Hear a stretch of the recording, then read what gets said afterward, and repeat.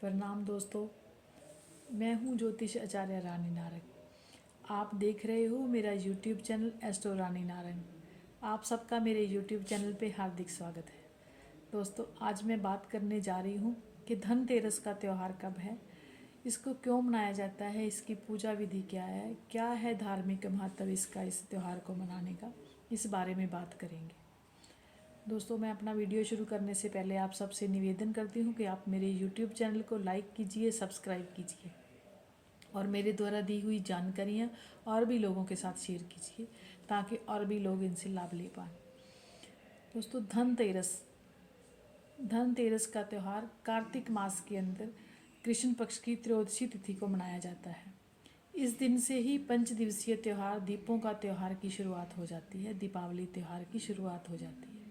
जी 5 दिन चलने वाला त्यौहार 2 नवंबर से शुरू होकर के 6 नवंबर तक चलेगा। 2 नवंबर को मंगलवार के दिन धनतेरस का त्यौहार मनाया जा रहा है। इसके साथ 3 नवंबर के दिन छोटी दीपावली, जिसको नरक चतुर्दशी कहते हैं, ये त्यौहार मनाया जाएगा। और उसके बाद 4 नवंबर के दिन दीपावली का त्यौहार, जो पूरे देश के अंदर पूरी धूमधाम से मनाया जाता है। हर जाति के, हर धर्म के लोग इसको बड़े चार और उत्साह के साथ मनाते हैं।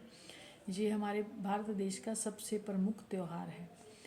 और उसके बाद अगले दिन गोवर्धन पूजा का त्यौहार मनाया जाएगा। गोवर्धन पूजा होती है, साथ में विश्वकर्मा डे मनाया जाता है, जब फिर अन्नकूट का जो भगवान श्री कृष्ण को भोग लगाया जाता है, ये त्यौहार मनाया जाता है। और उसके बाद 6 नवंबर के दिन भाई बहन का त्यौहार, जो भैया दूज का त्यौहार है, ये मनाया जा रहा है। तो इस त्यौहार का जो धनतेरस का त्यौहार है, ये मंगलवार के दिन 2 नवंबर को मनाया जा रहा है। ये सुबह 8 बजे से लेकर के शाम के 8 बजे तक खरीदारी के लिए सबसे उत्तम दिन माना जाता है। इस साल इस दिन अगर मैं ज्योतिष शास्त्र की बात करूं तो त्रिपुष्कर योग बन रहा है। इस त्रिपुष्कर योग के अंदर कोई भी हम धन संपत्ति, सोना गहना कुछ भी खरीदते हैं तो उसके अंदर बढ़ोतरी होती है, घर के अंदर सुख समृद्धि, माँ लक्ष्मी जी का वास बना रहता है। तो इस दिन खरीदारी के लिए सबसे उत्तम दिन माना जाता है। तो इस दिन हम बिना किसी मुहूर्त के ही ये इस दिन कुछ भी खरीदना चाहते हैं, कुछ कीमती सामान घर के अंदर, सोना जेवर, हीरे जवाहरात, आप कुछ भी लेना चाहते हो तो आप बिना मुहूर्त निकाले इस दिन ले सकते हो। इस त्यौहार की अगर मैं धार्मिक मान्यताओं की बात करूं तो ये हमारे शास्त्रों के अनुसार कहते हैं कि जब समुद्र मंथन हुआ था तो उस टाइम के अंदर भगवान श्री कबीर जी एक स्वर्ण कलश को अमृत से भरा हुआ था और उसके अंदर हीरे जवाहरात को लेकर के प्रकट हुए थे। और साथ में उनके भगवान श्री धन्वंतरी जी, जो आरोग्य के देवता हैं, उनकी पूजा की जाती है, क्योंकि आरोग्यता सबसे बड़ा धन है। इस अरोगता के धन के साथ शरीर निरोग रहेगा तो धन है। इस निरोगता के धन के साथ इस जो लक्ष्मी माँ की पूजा की जाती है, कबीर जी की पूजा की जाती है, भगवान श्री गणेश जी की पूजा की जाती है, जो सुख समृद्धि के कारक है, विघ्नहर्ता है। और इस दिन किसी को जो चांदी, सोना, गहना हर कोई नहीं खरीद सकता, लेकिन अगर कोई इस सब कुछ खरीदने के समर्थ नहीं है तो उसको चांदी का कुछ छोटा सा गहना लेकर के, या फिर पीतल का बर्तन, चांदी का बर्तन, कुछ भी आप अपनी समर्था के अनुसार लेकर के अपने घर के अंदर ला करके उसकी पूजा कर सकते हैं और उसको अपनी तिजोरी के अंदर स्थापित कर सकते हैं।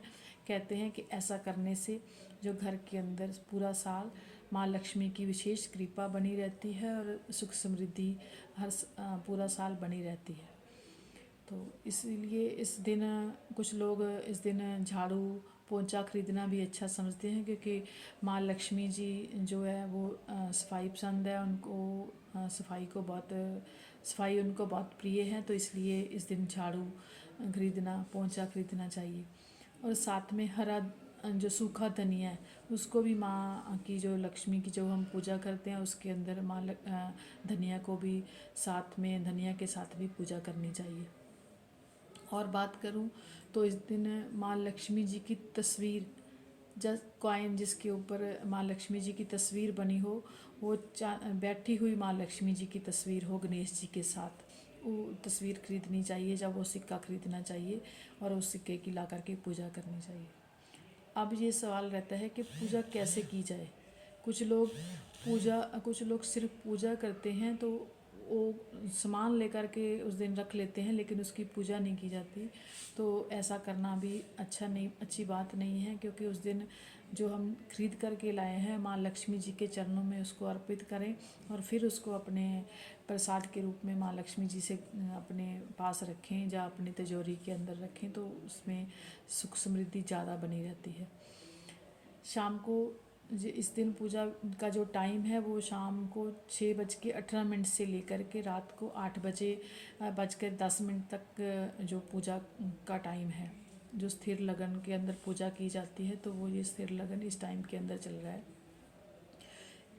आप कोई भी सामान लेकर के आए हो, कीमती सामान, उसको आप अपने मंदिर के अंदर रख के उस लाल कपड़ा बिछा करके उसके ऊपर रख दें, और उसके बाद कच्ची लस्सी के अंदर इन चीज़ों को धो करके उसके ऊपर रौली, कुमकुम, हल्दी, चावल का एक टीका लगाएं, और साथ में माँ लक्ष्मी जी का मंत्र ओम श्री महालक्ष्मी नमः का जाप करें, और उसके बाद माँ जी की आरती करें, माँ लक्ष्मी जी की आरती करें। और माँ लक्ष्मी जी की आरती के बाद माँ को मिठाई का प्रसाद या फिर खीर के प्रसाद का भोग लगाएं, और उसके बाद वो प्रसाद अपने घर के अंदर वितरण करें। और जो आप कीमती सामान, गहना, सोना, चांदी कुछ लेकर के आए हो, वो उसकी पूजा करके आप उसको अपनी तिजोरी के अंदर स्थापित कर सकते हो। ऐसा करने से आपके जो घर के अंदर सुख समृद्धि बनी रहेगी, आपकी तिजोरी के अंदर हमेशा जो माला माल रहेगी, माँ लक्ष्मी की विशेष कृपा आपके घर के अंदर बनी रहेगी। तो दोस्तों, मैं इन्हीं बातों के साथ अपनी वाणी को यहीं विराम देना चाहूँगी। अगर आप अपनी कुंडली बनाना चाहते हो, कुंडली दिखवाना चाहते हो, या फिर आप अपने घर का वास्तु चेक करवाना चाहते हो, तो आप मुझे मेरे नंबरों पर संपर्क कर सकते हैं। मेरे नंबर्स हैं 9780400635। तो दोस्तों, मैं इन्हीं बातों के साथ अपनी वाणी को यहीं पे विराम देना चाहूँगी। आप सबके लिए शुभ Dhanteras, happy Dhanteras. Thank you, धन्यवाद।